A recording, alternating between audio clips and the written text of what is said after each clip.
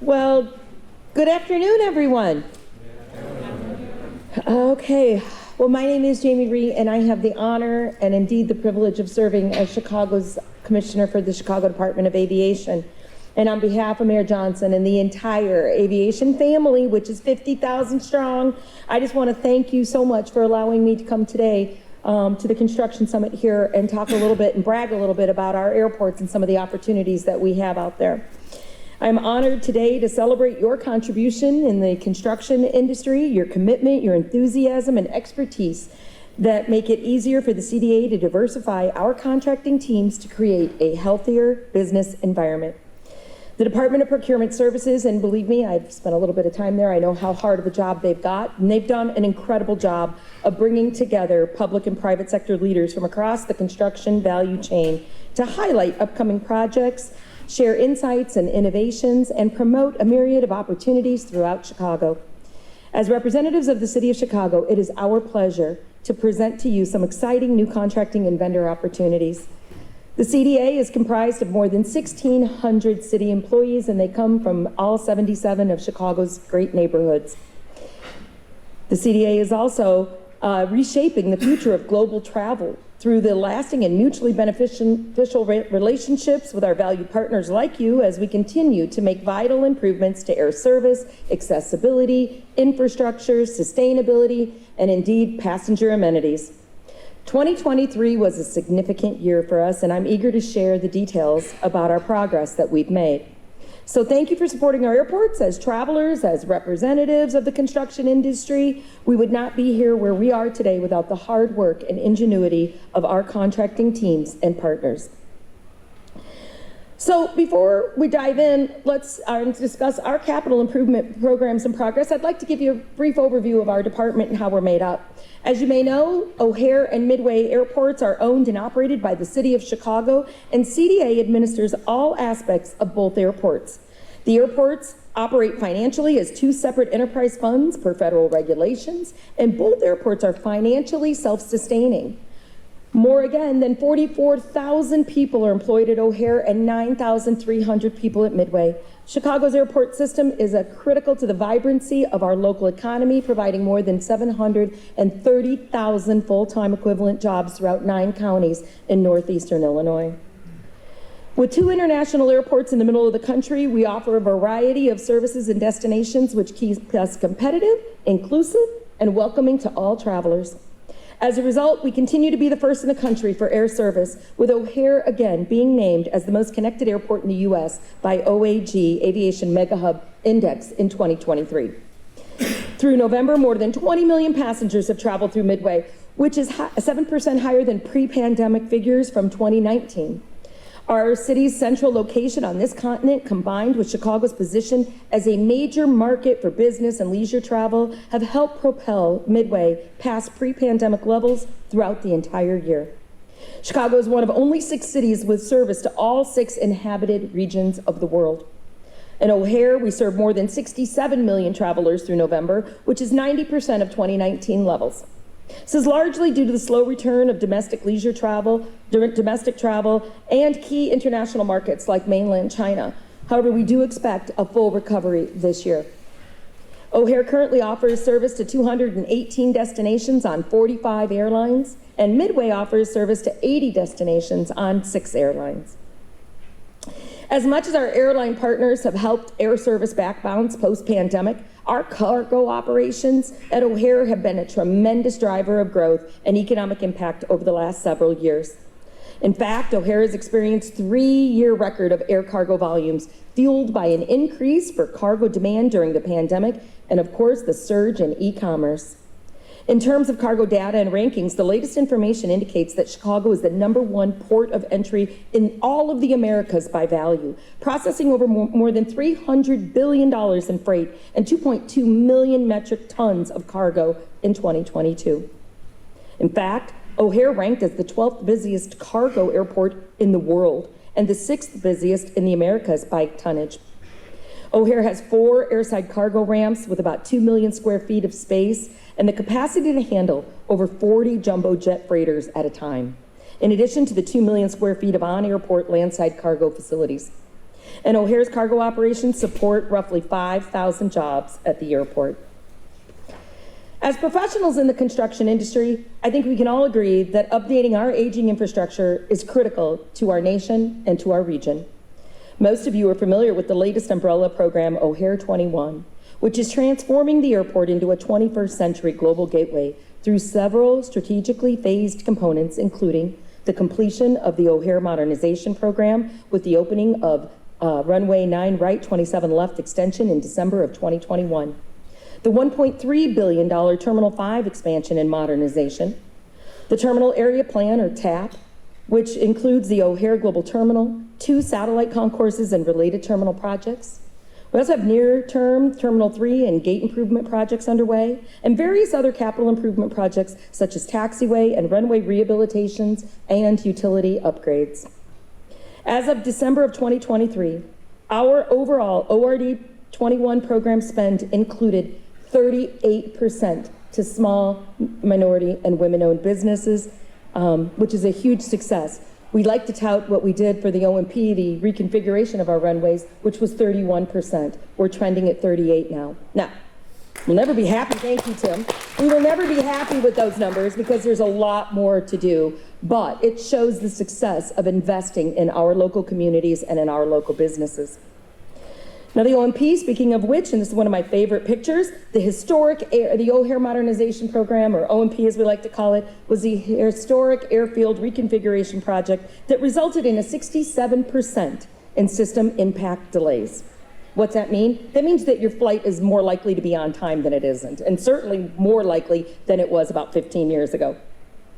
Through the O&P, we built 4 new runways, we extended 2 existing runways, we constructed 2 new air traffic control towers, relocated numerous facilities, and sound insulated more than 11,500 homes and 124 schools.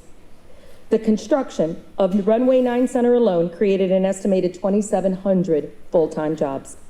And over the life of O&P, an estimated 29,000 construction jobs and 5,000 professional services jobs have been created.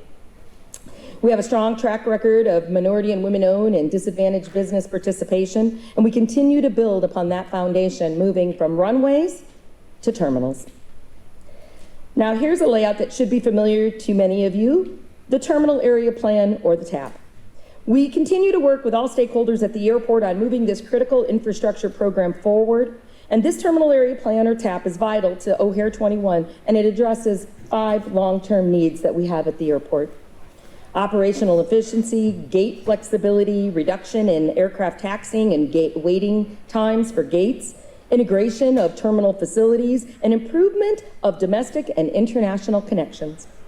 Our main project elements include O'Hare Global Terminal, satellite concourses 1 and 2, and the consolidated tunnel between the OGT and satellite concourses.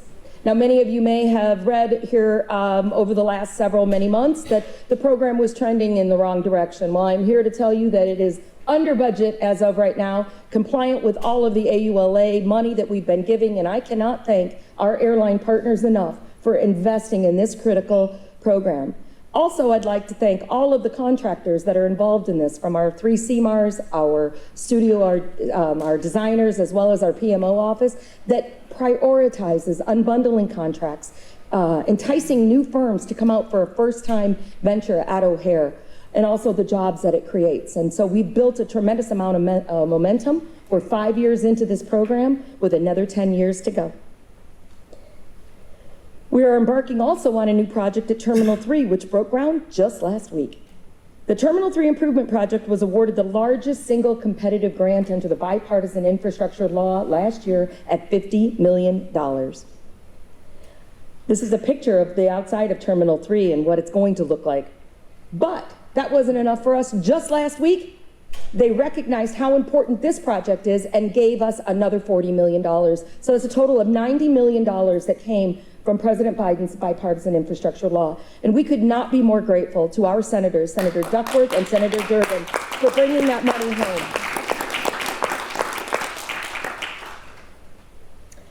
The Terminal 3 improvement that we are talking about is going to be completely renovating the baggage claim area of Terminal 3 to improve circulation. It'll also improve the passenger experience and provide more space for airline support services.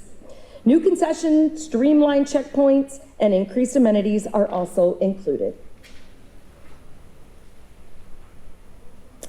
We've also accomplished a significant amount of work over the last few years to meet the growing demand at our airports. Just 1 year ago, we celebrated the grand reopening of Terminal 5, a stunning, light-filled, accessible terminal with enhanced amenities and museum-quality art.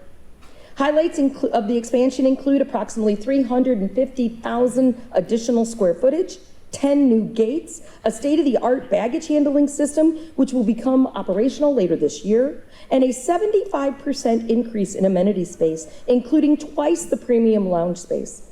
It's the largest terminal expansion that we have undertaken at O'Hare since Terminal 5 was originally constructed in the late 90s. Now, I hate to admit this, but Tim, you probably know this. I was around when they opened that first one.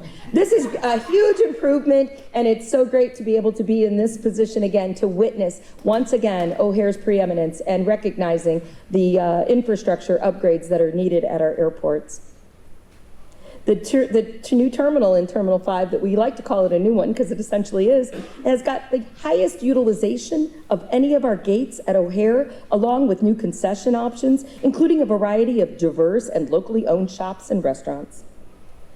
To accommodate the increased capacity, including both domestic and international traffic, a new Terminal 5 parking garage is currently under construction. Many of you have probably driven out there and see that crane, that beautiful crane in the horizon. So it's a step back to take a step forward for us for sure. And when completed this year, we'll add approximately 1,700 parking spaces, more than doubling the capacity of the previous terminal surface lot. New features include parking assist technology and electrical vehicle charging stations, an expanded curbside drop-off capacity through a double-wide loading and unloading lane in the garage. There are also many capital improvement projects at O'Hare, more than we can even discuss today, but I'd like to highlight a few projects for you. The first is our East Airfield Taxiway improvement. The project includes the rehabilitation of an existing hot mix asphalt roadway, or spine road as we like to call it, taxiway and taxiway shoulder pavement A and B from all the way to the I-190 bridges, and the construction of a new taxiway pavement, taxiway Lima Lima, and the new HMA taxiway shoulders.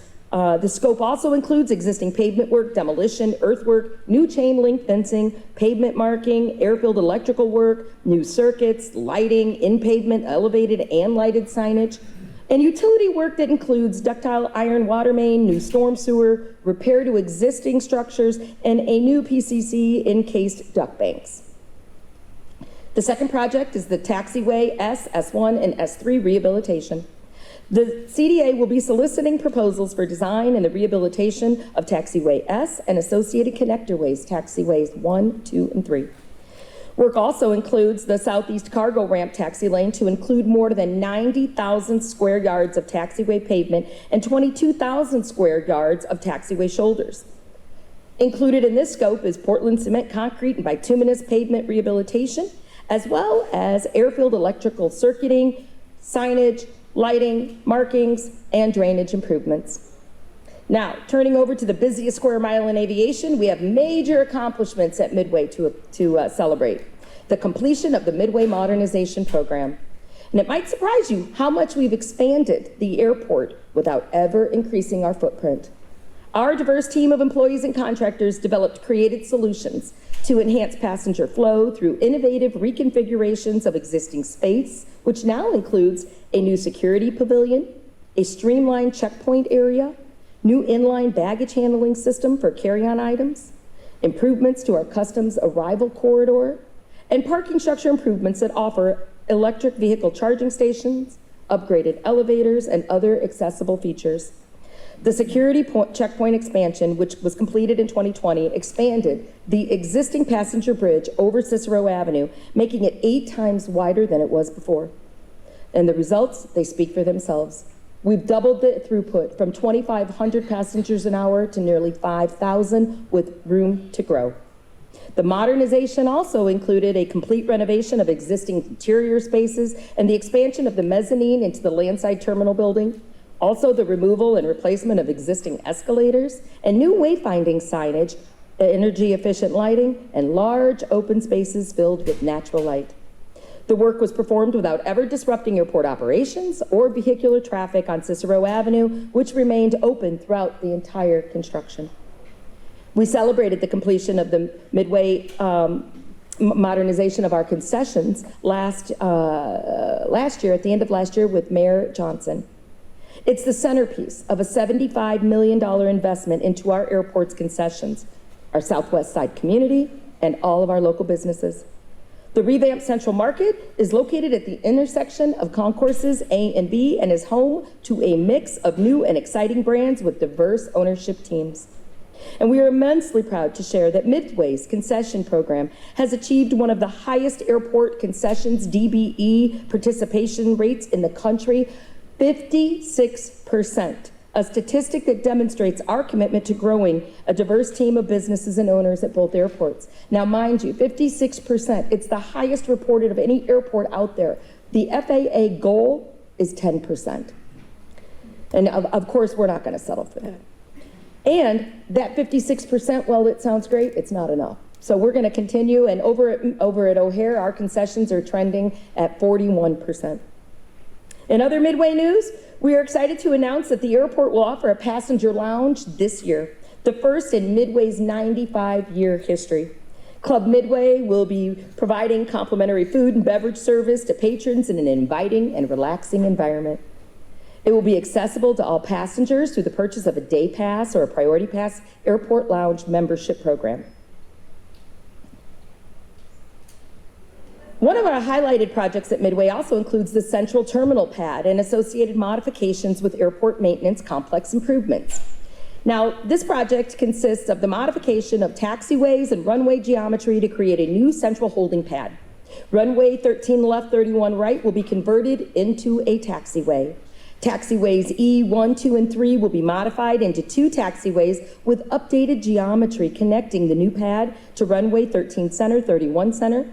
And taxiway P, T, and Y will be updated to create space for the pad. Existing infilled grass and soil will be replaced with pavement. Prior to approved funding of $5 million was enabling projects, and preliminary planning and engineering of the central pad remains ongoing. Runway 13 left, 31 right is also used as a runway on exceedingly rare occasions, typically less than 1% of all airport operations. Converting this runway to a taxiway will allow greater flexibility to aircraft ground movements, including staging areas and reduce runway crossings for a runway that is rarely in use. In addition, this development will enhance terminal core efficiency and flexibility to accommodate future demand. This project here consists of the AMC building, which is a comprehensive modernization of the existing building that we have, but is not limited to just the replacement of mechanical equipment. It's the replacement of garage overhead doors, upgrade on emergency generators, switch gears, installation of new de-icing system tanks and pumps, and the replacement of a garage roof membrane. Also, we'll be replacing windows and entry doors and updating all of our ADA accessible features. The project may also include the construction of new vehicle storage facility. We're always looking for places to store our winter equipment. The work has been split into 4 main scope groups: office area roofing, de-icing system improvements, mechanical upgrades, and garage roofing, and then the remaining items described above. Now, I'll briefly note that of all things, sustainability for our planet has got to be at the forefront of what we do. It's in our planning, it's in our development, and it's in our operations and in our construction. We have long been a leader in implementing industry-leading sustainable initiatives at both of our airports. The Sustainable Airport Manual is the nation's first sustainability manual and rating system for projects at airports. It was developed by the CDA in 2003 and has been used on more than 260 projects at O'Hare and Midway. We are also one of the first airport systems to implement a green concessions policy that requires concessionaires to minimize waste and enact eco-friendly procedures. O'Hare features 17 buildings with green roofs, totaling over 12 acres. And since 2013, we've had a flock of sheep and goats north of the airfield to maintain the hilly parts of our airport. Finally, our on-airport apiary, which is operated in partnership with the North Lawndale Employment Network, provides a unique partnership that employs formerly incarcerated and other represented citizens, creating O'Hare-made honey products that are sold at both airports under the name of Be Love.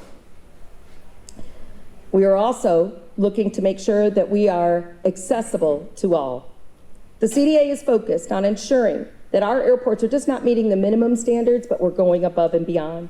And this is accomplished through a combination of services and accommodations, including terminal facilities that not only comply but exceed the American with Disabilities Act, service animal relief areas, accessible drop-off areas, accessible parking spaces. We're one of the only airports, I think there may be 4 now, that actually have a changing places facility with an accessible washroom and shower for passengers traveling with disabilities. And mental health services are provided to Chicago's unsheltered population. And to increase our customer service operation, we are hiring airport information ambassadors. Now, this is something very near and dear to my heart because it's how I got my start as a city employee nearly 30 years ago. I credit that job as my start to a lifelong love of airports and my career as a public servant. These frontline customer service staff must speak at least 2 languages in addition to English. And thanks in large part to an extensive award-winning marketing campaign, we attracted nearly 600 applicants for these positions. And we're hoping to hire more than a dozen multilingual ambassadors in the next several weeks. And we've already hired, I think, at least 5 of these folks. And we already have now Arabic, French, Spanish, German, and other languages. And so building that global presence requires us to step up to that challenge. Now, moving on to one of my favorite topics, growing our workforce and connecting Chicago's youth to our airports. Chicago's airports are more than just gateways to the world. They are symbols of our commitment to service, accessibility, and the betterment of our communities. And throughout my time as commissioner, I have sought to inspire a new generation of Chicagoans to consider a career at Chicago's airports. As Mayor Johnson said on his first day in office, we must all work together to create a Chicago where business, philanthropy, community, faith-based leaders, and labor all work together to connect every young person to an opportunity to fulfill their potential. Toward that end, the CDA works with several local organizations and agencies to engage with other underrepresented communities by providing a variety of resources and opportunities, which include elementary and high school level airport and airfield visits, internship programs for high school and college students, and airport expos and job fairs in partnership with CPS and city colleges. We are constantly looking to attract talent by providing multiple opportunities at all levels of experience. Most recently, the CDA started working with the team at city colleges to develop a degree program to encourage young people or other mid-level professionals to look at the airports for their next career move. As a precursor to that, the city colleges and the CDA launched a free continuing education course last summer through Olive Harvey College called the Aviation Career Prep. The new course connects students and mid-career professionals with thousands of employment opportunities at O'Hare and Midway and provides them with a foundation to prepare for a career in aviation. We've also recognized the importance of inspiring children. We have no shame at a very young age. Our award-winning activity books are great for giving children at O'Hare and Midway a distraction while traveling, but they also will get them prepared for their future career in aviation. If you are getting into kindergarten and you understand what the acronym ORD and MDW means, we've won. And for people of all ages, our airport employment guide offers a clear pathway to individuals searching for a career at O'Hare and Midway. And we also have an outreach vehicle, a mobile interactive learning center for children and adults that travels throughout Chicago, exposing our area throughout all of Chicago to the world of aviation. Now, we are constantly looking for ways to offer opportunities in residents across the region to share in the economic success.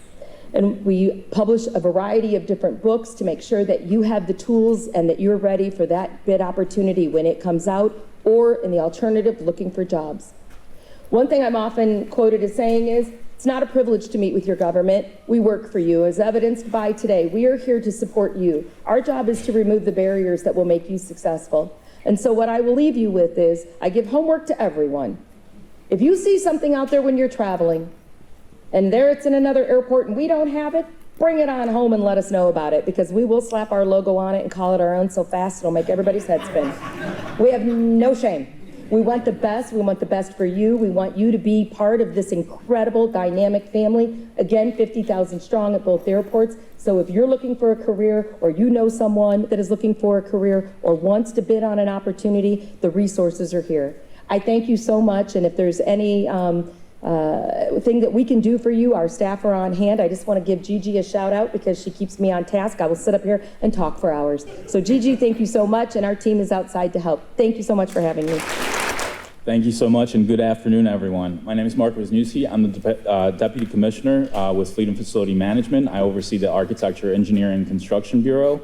And I am here on behalf of Commissioner Julie Hernandez-Tomlin and our Managing Deputy Glenn Cross to provide you with a high-level overview of what our department does, the services we provide, and hopefully how we can work together in the future.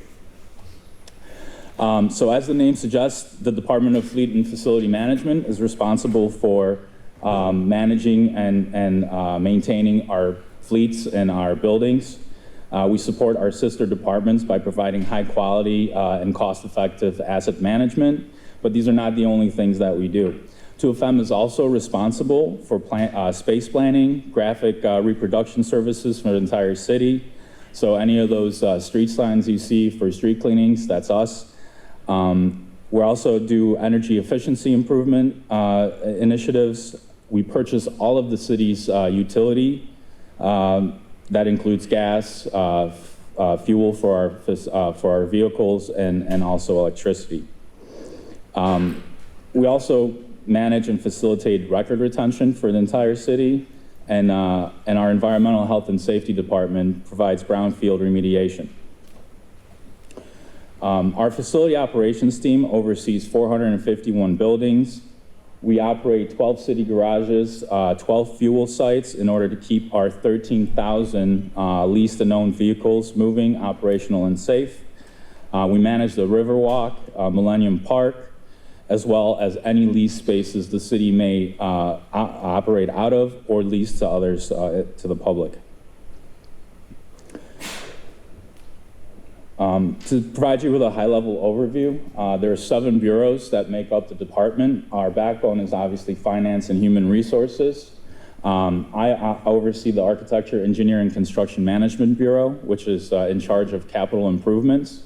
We also are in charge of relocations and space planning.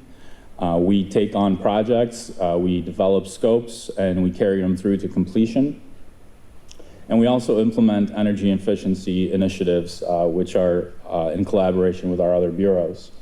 Environmental Health and Safety oversees our compliance for any environmental related work. They remediate and develop brownfield sites and any underground storage tanks on city-owned properties. They also do NEPA reviews and lead our sustainability and planning initiatives. Our Asset Management Bureau oversees the Riverwalk, Millennium Park, and leased spaces.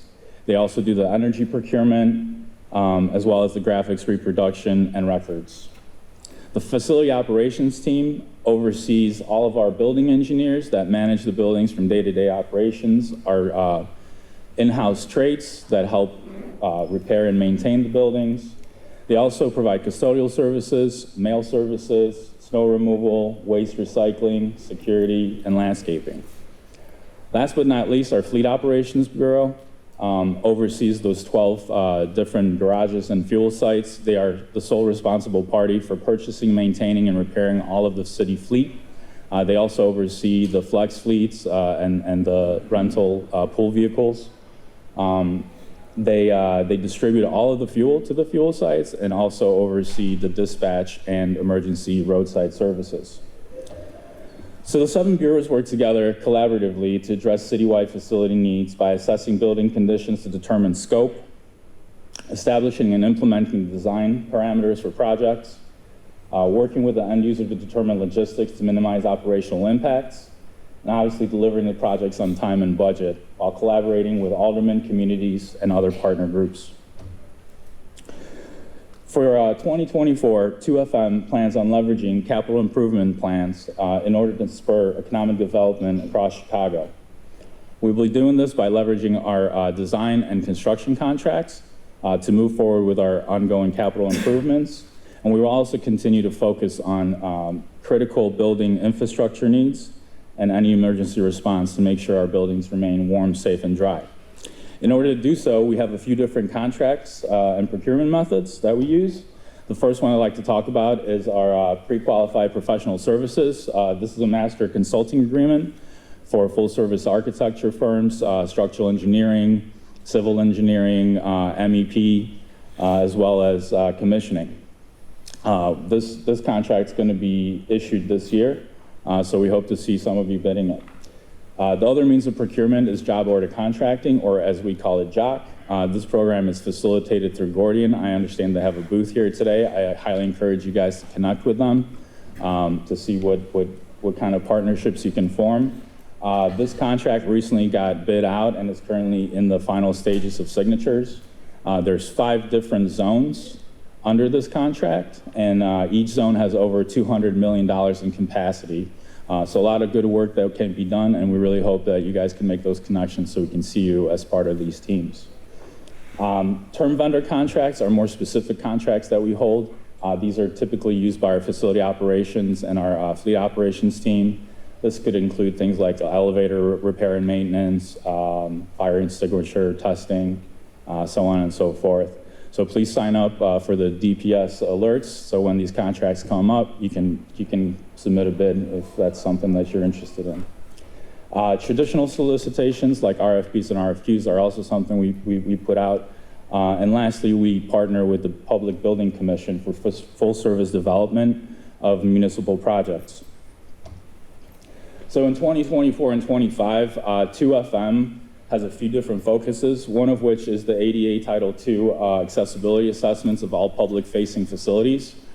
This is a project that has already started, and we're in the midst of procuring design services. We hope to put this implementation of this effort out by Q1 of next year. The other initiative we're really working on with our design teams is the police station hardening and facility maintenance. This is a high priority for us. We have 26 stations across the city that we're going to be doing work in. We hope to start that in April and substantially complete a good chunk of it by August in preparation for the DNC. Mechanical, electrical, and plumbing efficiency improvements are also a very critical aspect of our aging infrastructure. The basic scope of this is addressing any outdated and no longer functioning systems, as well as replacing antiquated beyond life systems that are no longer able to be maintained by our facilities team or our vendors. Lastly, space planning, optimization, and consolidation is something that we're going to be collaborating with our asset management team to make sure our lease spaces are optimized and we're using taxpayer dollars in the best possible way. So as you can tell, a majority of our projects are renovation-based, but we also have some historical landmarks as part of our portfolio. City Hall and the Cultural Center are 2 major ones that I'd like to mention. We are planning on performing some major improvements at those facilities that we're working towards this year for potential work next year. And given that these are historical landmarks, there will be some aspect of historical preservation. The other thing I'd like to mention is Millennium Park. We're also working on a capital improvement plan that's going to be announced in the near future to keep this wonderful city facility open. Outside of renovations, 2FM also does new construction. We've built firehouses and police stations, salt domes. Very recently, we created our Englewood Fleet and Facility Maintenance Facility, which is where our facility operations is based out of. And the most recent project, which I'll highlight in the next few slides, is the Joint Public Safety Training Campus. The Joint Public Safety Training Campus is located on 32 acres of formerly industrial land in West Humboldt Park. Phase 1, which was the Public Safety Training Center itself, was completed in 2022. This was followed by the Boys and Girls Club of Chicago, 2 restaurants and outlots, and we are currently finishing up phase 2, which is the outdoor scenario village. The scenario village is a partnership with the PBC. Like I said, we're going to finish this up this year, and once complete, this will provide our first responders with a block-sized mini version of a city to do real-life training and scenarios at. The reason I wanted to spotlight this project is also because we are now entering the next phase, which is the new Emergency Medical Services Edition. This is another partnership with the PBC, and we are currently in the final design stages, which should complete by Q2 of this year. We hope to put this project out to bid by Q4 of this year, and it will entail a 3-story, 52,000 square feet building addition, which will house classroom functions and scenario type training. So I highly encourage you to guys stop by the PBC booth, get some more information with them, sign up for all the DPS procurement alerts so that we can figure out a way to potentially work together in the future. This last slide is a breakdown of all the different folks that you could contact within our department for each respective bureau. If there's any additional information you need, they should be able to provide that for you or direct you to the next person that might be able to help you.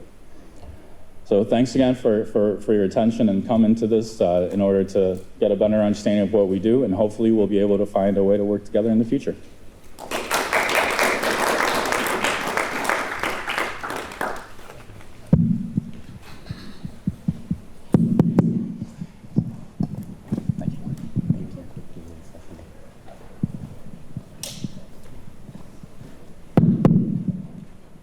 I want to once more thank Deputy Commissioner Wisniewski and Commissioner Rhee for being with us today. Their time is valuable. As you can see, there's 2 very busy departments with a lot of upcoming opportunities, so we appreciate them having a little bit of time for us.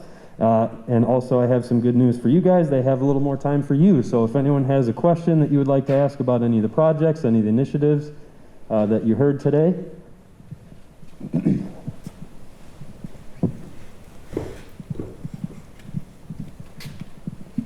Hi, my name is Valerie. I have a quick question. I know that on one of the slides, you talked about what you're allocating to minority and women-owned businesses. Is there an overall goal for your departments?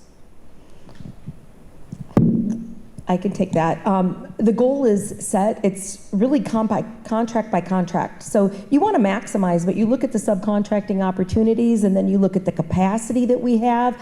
I think that's a really good study that has been undertaken before, but needs to be refreshed, is you look to see what upcoming bids you're going to have and then who's certified to provide those types of services. So overall, the city's goals are 32%, 26 and 6 for construction. And somebody from procurement can correct me if I'm wrong. 25 and 5. What's that? 25 and 5 on non-construction? 26 and 6 on 26 and 6 on construction, 25 and 5, and then like 16.9 and 4.2 on commodities. It's a different, three different goals. That I'm not going to give out without double checking, but I would love to follow up. Okay. But what we should do is, and what typically is done is, it's look to maximize the amount. So you may have some that are at 30, you might have some that are at 20, depending again on how many certified firms are able to participate. But overall, those are the goals.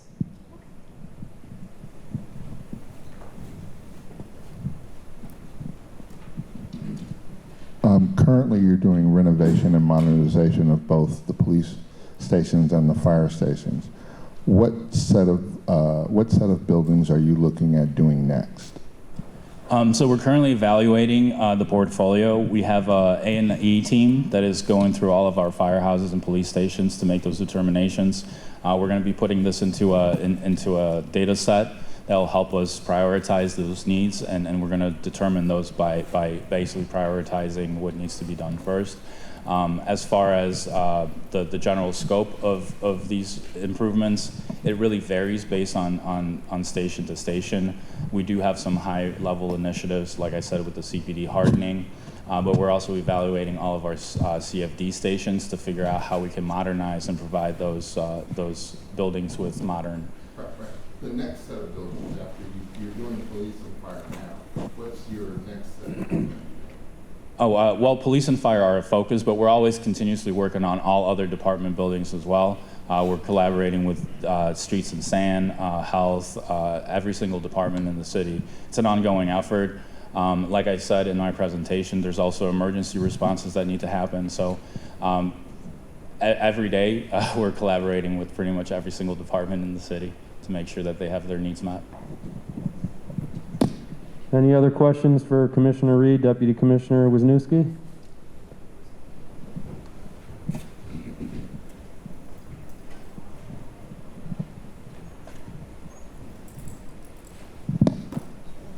Hi, I'm Tiffany with Biofoam. We've worked for 2FM a couple of times, and I was curious as to, as you have these separate districts for the JOC programs and how you're talking about how you're going to prioritize, is that public, or where can we follow that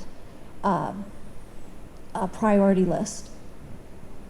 Are you asking for the, so we're currently developing our capital plan. OBM is going to be releasing that, I believe, in the next couple of months. Okay, so what is OBM? I'm sorry, Office of Budget Management. Okay. We're currently collaborating with them to make sure that all the information is provided accurately, and then they're going to be publishing that for general distribution. Okay, great, thank you. Yep. Any final questions before we wrap up? Some earlier points were made about upcoming projects and how to become aware of bid opportunities, and I will say partly in response to that question, and just in general, please do go see some of our departments at the exhibit hall. Not only do they have additional resources, but with this wealth of projects coming down the pipeline this year from just 2 departments here that you're hearing from just in this session alone, the best thing that you can do to prepare yourselves is to go outside, grab a copy of the buying plan.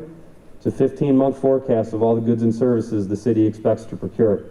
In addition to every city department, it includes 12 additional state and local partners, nonprofit organizations. It also includes a directory of assist agencies, which are local chambers of commerce that the city partners with in order to help vendors build their capacity to bid on city projects. So go ahead and get a copy of that buying plan. The second thing you can do, as Mark said, is you can sign up for our DPS alerts. That's a weekly e-blast that includes, among other things, importantly for developers, the current bid opportunity list. So if you don't want to have to go searching for the city's bid opportunity list every week, you can sign up for our alert and get it sent right to your inbox. So please do go take advantage of those resources outside of the auditorium and in the exhibit hall. We hope you enjoyed today's session. It looks like we got a late question we'll get to since we have a few minutes, but in any event, let's give Commissioner Rhee and Deputy Commissioner Wisniewski one more round of applause. Can we sneak one more in? All right. Our business leaders panel will be up here next, I believe, starting at 2 p.m. if you're interested. Derek Harris, I'm with Indigo, culture, education, lifestyles writer. I have a question in regards to black contractors specifically, in regards to union shops and being union, having union workers. I know I'm familiar with the JOC program, but I hear that there are some challenges, and I want to know how the city is addressing those. I understand that many people are unable to bid and be competitive because they're not union shops. So how is the city dealing with that? Mr. Wisniewski, I'd like your response first. Are there specific challenges that you could elaborate on? Well, you can't, if you don't have union workers, you can't work on certain projects. Okay, so the concern is the union side of it, being a union shop? Well, I think for most black construction companies and people who are in that space of the building and construction trades, that has traditionally been a challenge and a problem for black business people in particular, and I think construction people in general. The reason being, because I just was involved in a project with the renovation of the Lawson YMCA, which the city contributed to that. And Walsh was a general contractor. And of course they were required, because they got money from HUD, to have Section 3 workers. So when we went to seek contractors, they wanted union workers. They wanted union workers. And in case, you don't know the history, we used to have Washburn Trade School here. They packed up their marbles and went to the suburbs when the Civil Rights Act was passed, and they were being forced to integrate. So that's why we don't have black folk in union. There's a reason why it's not a level playing field. And so I want to know, how is the city addressing that historical problem, which they should be aware of, because Washburn at one point was a part of Chicago Public Schools. Well, I can just say from my experience, currently the city does not have a project labor agreement. That was enacted, I think, in 2011, would have gone before under Mayor Daley, and then it was renewable every 5 years. I believe that it would have been 2021 that one would have expired. One of the things that I think that Mayor Johnson, first day in office, said is we need to figure that piece out.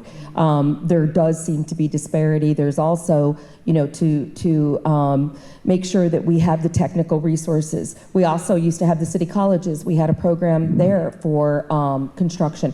Now we at CDA, we are focusing on building those, and we do them through a lot of the organizations that we work with, assist agencies such as Hire 360 and getting people into the trades. So that's workforce piece. There's a lot going on around that. But I know that Mayor Johnson, he just has now, Bridget Early is the new labor person that started for the mayor. She came in, I want to say, maybe a couple of months ago. We briefed her. There's a lot of conversations, so it's very timely. And one of the things that we have to do, and what we continue to do, is to level that playing field, right? You have to make it so that businesses of similarly situated size can bid against each other, and they're not at a disadvantage. And that includes the size of the company, that includes what kinds of wages they have to pay, that includes the benefits that they have to pay. So all of that goes into trying to figure out how do we level that playing field. Now, what I can tell you is I think it's going to take some time. Again, we are working without a PLA and have been for several years, but I have heard some really good discussion, and part of that, and I'll just, because I can go on for hours, part of that is due to some litigation that was happening at the state level. There was some litigation with public unions that were making sort of the trade unions apprehensive about entering into municipal PLAs. And so I do believe that there's been some favorable rulings there that would maybe pave the way for us to take that into consideration. So the work is ongoing. I think you absolutely hit on a point, which is if you expect to see the numbers change or you expect to see new entrants into the market, we also have to diversify the way that we think of traditional companies and the way that they operate. And so I am happy if you want, again, it's a little bit outside my bailiwick, but I've spent a lot of years in city government and have followed this very closely. And I would love to hear specific challenges, or if there's businesses that we could perhaps meet with and assist, because there are technical resources available. We just got to get them connected to the right people. And just to put a bow on that, and not speaking necessarily to union participation on construction work, but the city did conduct a disparity study in 2021 with Collette Holt & Associates on its construction contracts. Through that study came a set of recommendations, actions the city could take to boost equity in contracting overall. One of the things that the city did based on the recommendations in that study, the findings of the study, was we established the Office of Contracting Equity last summer. The Office of Contracting Equity exists to advocate for and on behalf of small minority-owned and women-owned firms who typically have experienced some of those challenges and barriers and have been underserved in the city's contracting process. The Office of Contracting Equity does have a breakout room just next door to the auditorium today where they're going over several components of their program. In fact, if you're interested in learning more about the JOC program, we have a representative from the Gordian Group, Michael Judd, with us, who just presented on the JOC program about 40 minutes ago. Additionally, you can talk to the staff from the Contracting Equity Office about some of the actions that they have planned or are undertaking in order to, like you said, help really put some attention toward building that equity in the construction space. And like I said, the office was established last summer, not yet fully staffed, but efforts are underway, so that work is ongoing. About the JOC program, I actually met with the Secretary of HUD about 2 years ago about the JOC program and the way it was functioning here in Chicago because of the complaint that I was getting from community activists and black contractors, and we had a meeting at Rainbow Push. It was specifically about opportunities with the Chicago Housing Authority, and I've spoken to some of those people today. But it seems to be a nagging, persistent problem. You're familiar with the concept of promising practices? Go on. Okay. So there are opportunities to incubate or mentor protege type of opportunities with some of these larger companies that obviously you can't compete with them.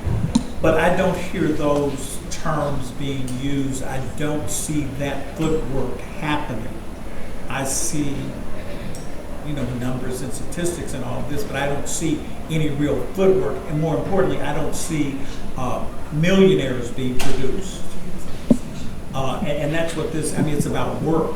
And you work to make money. And I don't see people making money. And I'm not talking about change. I'm talking about money that they can hire people in their communities. And that's not happening. Well, And that's actually why I'm here today, because I want to see what exactly this event will lead to in terms of real opportunities for real people.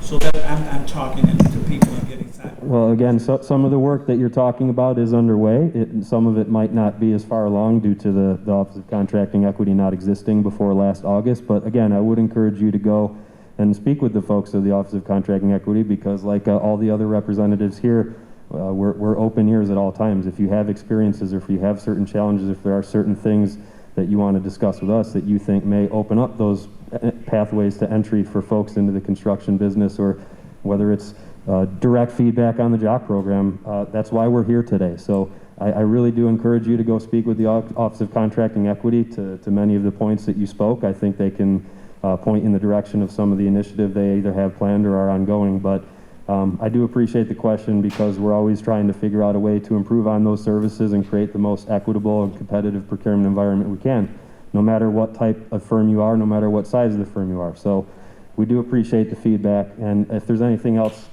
I can follow up with you after the session today and get you directly connected to some of those folks who can get you some of that information. But one more time, please join me in thanking Commissioner Jamie Rhee, Chicago Department of Aviation, Deputy Commissioner Marek Wisniewski from Fleet and Facility Management. We hope you enjoyed your session today.